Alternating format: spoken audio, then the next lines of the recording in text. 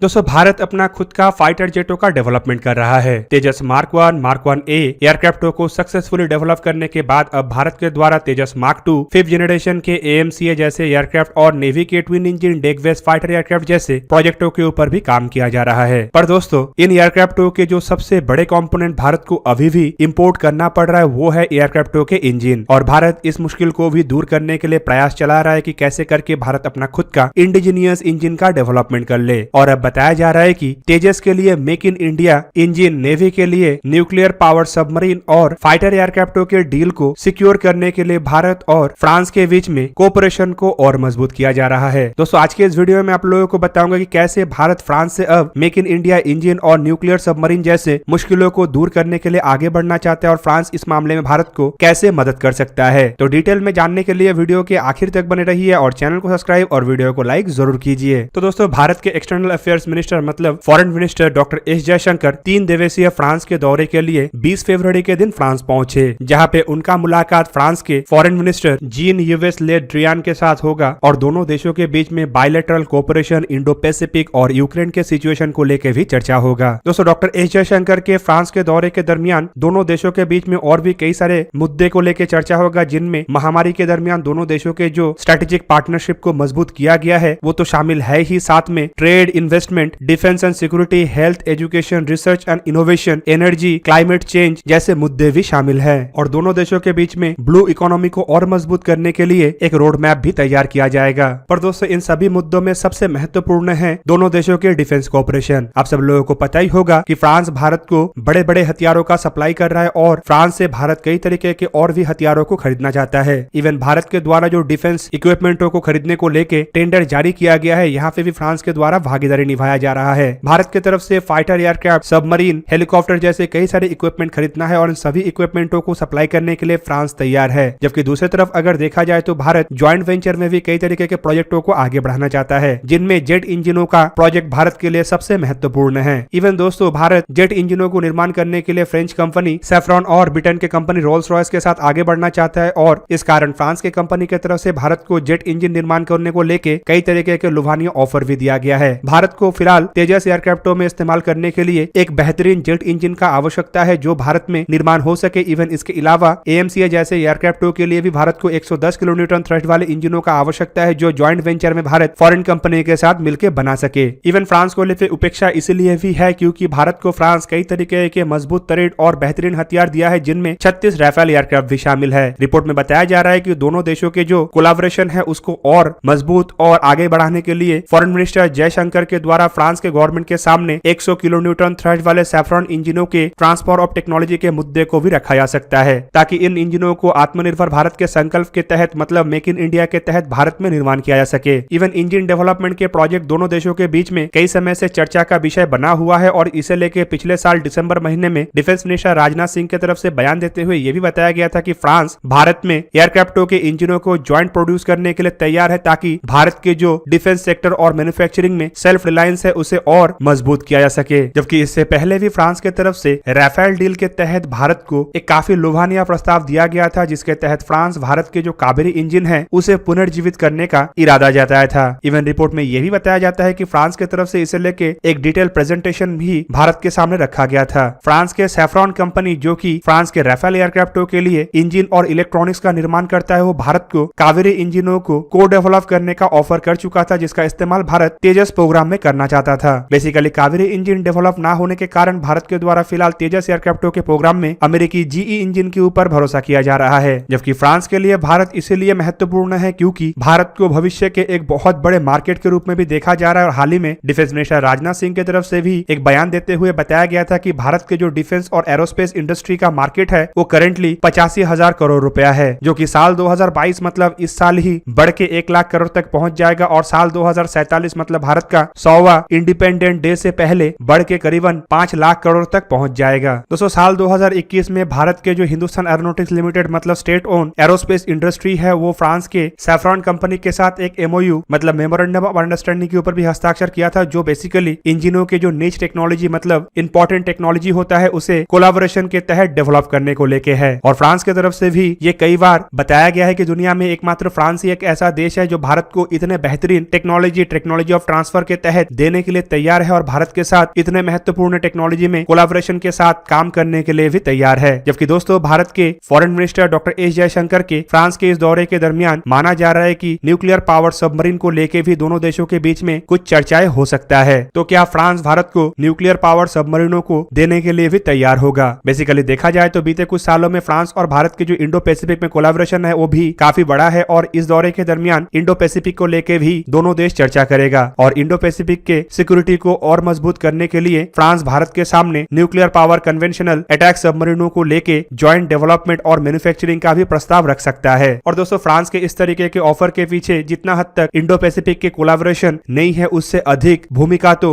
AUKUS का घटना है। पिछले साल आप सब लोगों को पता ही होगा कि रीजनल सिक्योरिटी पार्टनरशिप के तहत अमेरिका, यूनाइटेड किंगडम और ऑस्ट्रेलिया के बीच में ऑकस नामक एक पार्टनरशिप का गठन किया गया है, जिसके तहत अब अमेरिका और यूनाइटेड किंगडम ऑस्ट्रेलिया को न्यूक्लियर पावर सबमरीनों को निर्माण करने का टेक्नोलॉजी फरोख्त कर सकता है। इससे फ्रांस को एक बहुत बड़ा झटका इसीलिए भी मिला था क्योंकि माना जा रहा था कि इससे पहले ऑस्ट्रेलिया फ्रांस से ही सबमरीन खरीदने के लिए तैयार था और फ्रांस के लिए ये एक बहुत बड़ा डील था। इवन रिपोर्ट ये भी है कि दोनों देशों के बीच में डील के ऊपर हस्ताक्षर भी हो चुका था। पर ऑकस के घटना के बाद जहां पे फ्रांस को इस डील से हाथ धोना पड़ा तो वहीं पे फ्रांस के सामने अब न्यूक्लियर पावर सबमरीनों के ट्रांसफर ऑफ टेक्नोलॉजी या फिर कहे तो अन्य देश के साथ मिलकर न्यूक्लियर पावर सबमरीनों को निर्माण करने का जो वादा था वो भी दूर हो चुका है और फ्रांस की तरफ से भारत को अब एक बड़े पार्टनर के रूप में भी देखा जा रहा है। दोस्तों हो सकता है ये जो ऑकस का घटना था ये फ्रांस के लिए बड़ा झटका था, लेकिन ये भारत के इंडस्ट्रियों के लिए एक शुभ संकेत लेके भी आया। इवन पिछले साल के फ्रांस के डिफेंस मिनिस्टर फ्लोरेंस पार्ले के भारत के दौरे के दरमियान खबर ये भी आया था कि फ्रांस ने भारत को बराकुडा क्लास के सबमरीनों के भी ऑफर किया है। बेसिकली बराकुडा क्लास सबमरीन फ्रांस के द्वारा निर्माण किया हुआ नेक्स्ट जनरेशन की एक न्यूक्लियर पावर अटैक सबमरीन है। इवन इसे दुनिया के सबसे छोटे आकार के न्यूक्लियर पावर अटैक सबमरीन भी कहा जाता है।